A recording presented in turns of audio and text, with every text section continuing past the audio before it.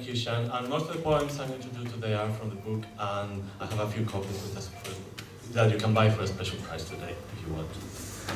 So, today is Valentine's Day, and when I think of my poems, I don't normally think of poems, of me writing poems about love, specifically.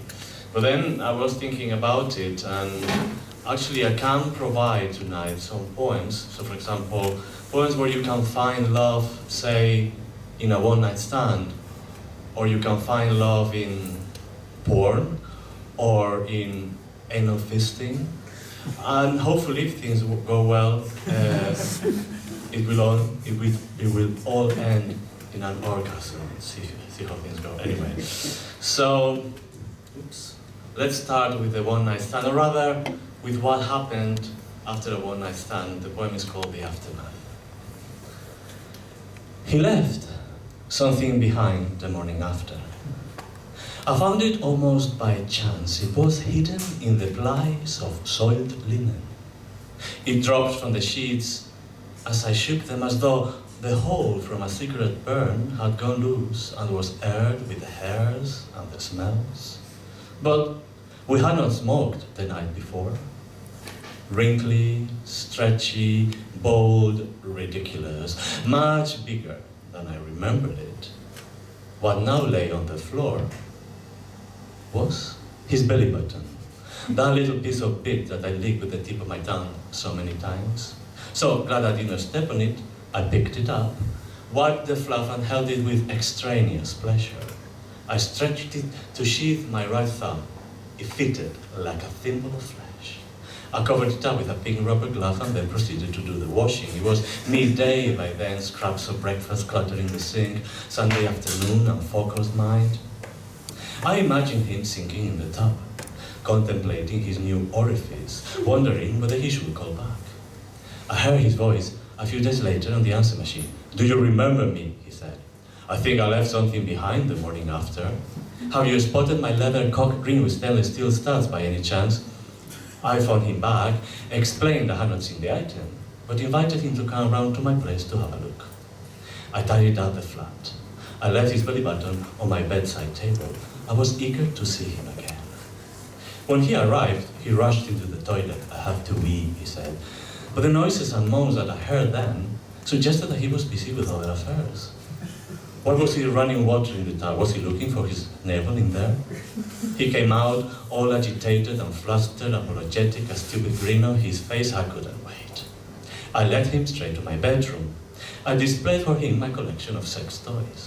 He didn't pay attention. Of course, his eyes were stuck to my bedside table. "Is that a belly button?" he cried. I pretended I did not understand. I forced from him explanations, ashamed confessions, any excuse to have him shirtless again, really. Embarrassed, like a teenager ashamed of her period, he showed me the blood-soaked tampon he had inserted in his belly hole and argued the stretchy bit belonged in there. "Are you sure, Cinderella?" I thought. "Let's give it a try. Does it fit?" It drove him almost to tears. The navel, stretched beyond recognition and moist, rejected his skin. It belonged to me now. So he left like he left the first time, his navel behind, avoiding my eyes with a gloomy goodbye. I didn't know whether I'd see him again, but I was left with his belly button, which fits my thumb like a thimble of flesh. That's mine now. Thank you.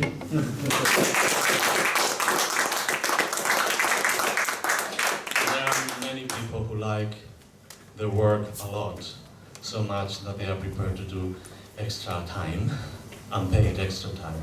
So this, this poem is about that. The title is Workaholics.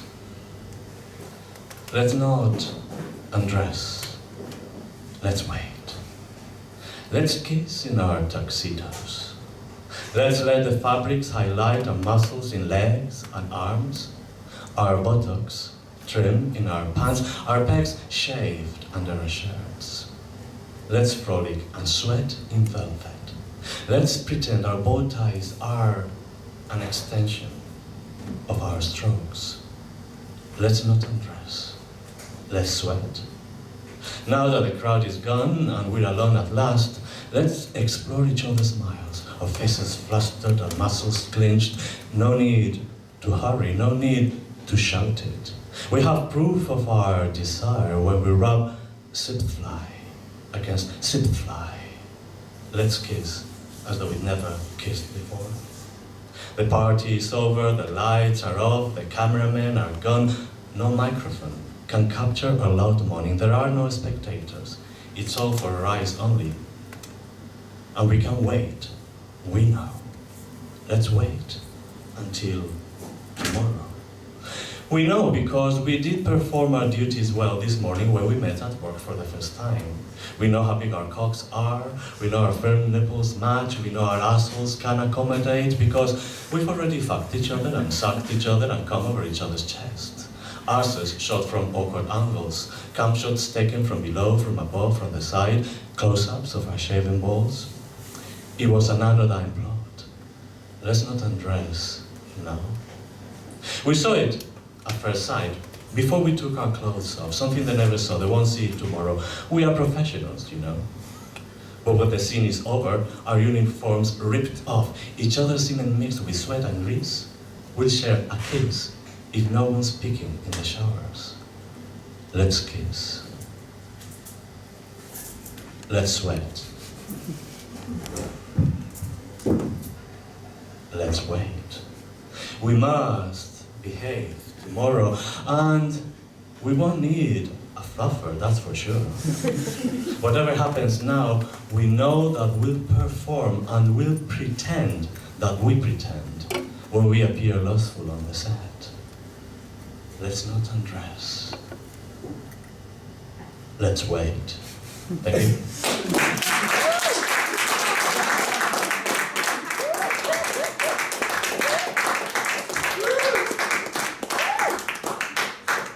Some people say that the next poem is about anal fisting.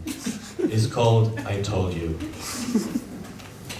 You say, I enter you, like a magician who scratches the bottom of an old top hat in search of a rabbit. Or like a vet arousing a cow to ease artificial insemination. Or like a beggar scanning the depths of a public bin. I say, press your hands against the floor. Rest your ankles on my shoulder. Keep your buttocks up. It will hurt less. If you don't shut up. And if you don't shut up, gets inscribed in your bloodstream with letters made of feces, blood, and Crisco. You see the things you make me write? Don't you realize, I say, that the scratches on your ankle are the imprint of a pulse, a cardiogram, the completion of a track, from your heart to your intestines, from your rectum to my fist, from my elbow to my torso, from my heart to my left hand, and from my nails to your skin. Don't you realize it hurts, you say? I push. You shout. You say, I exit you, like a teenager who's forcefully pulling a lever from a pinball machine to beat his companions. Or like a warrior withdrawing a saber from a rusty sheath. Or like torrents of acidic, sharp diarrhea. Thank you.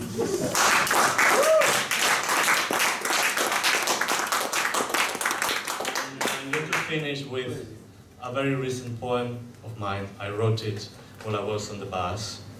I was bored, suddenly an idea came to my mind and started typing it on my iPhone. So it's not like the most literary kind of piece of work. It's kind of like a little, little erotic poem, which I call Niagara. So it's very recent, I haven't, I memorized it. I like your thighs on my shoulders, my hands on your nipples, my fingers sliding down your fine line of hair until they reach your navel, then move sideways to firmly grab the tightness of your hairy buttocks and rest there for a few seconds before my right index stretches and occupies your tightest hole. My mouth on your cock longs for the taste of your tongue and opens to release my teeth which, envious of my lips, nibble the snug ruggedness of your scrotum.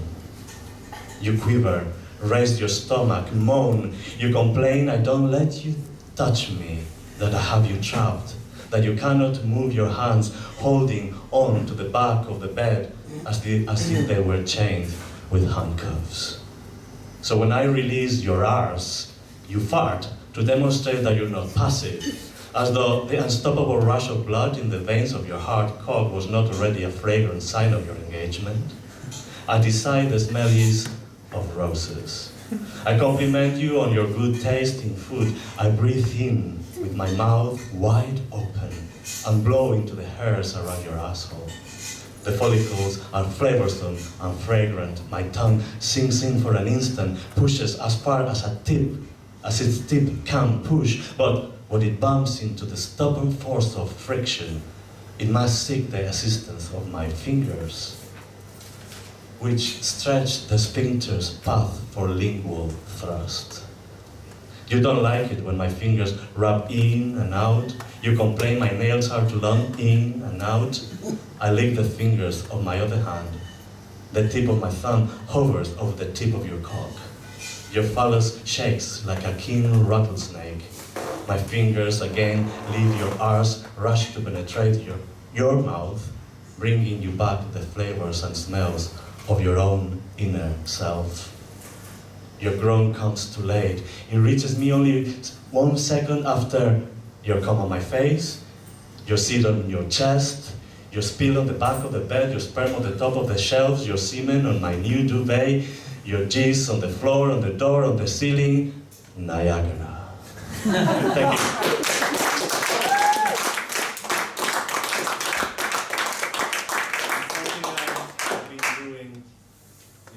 Take photographs of my audiences, and I should do it today as well.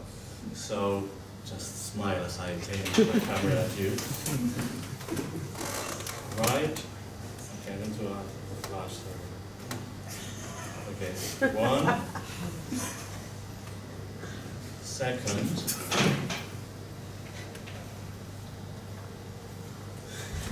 And third, everybody's seen it, yeah. Thanks a lot. Cheers.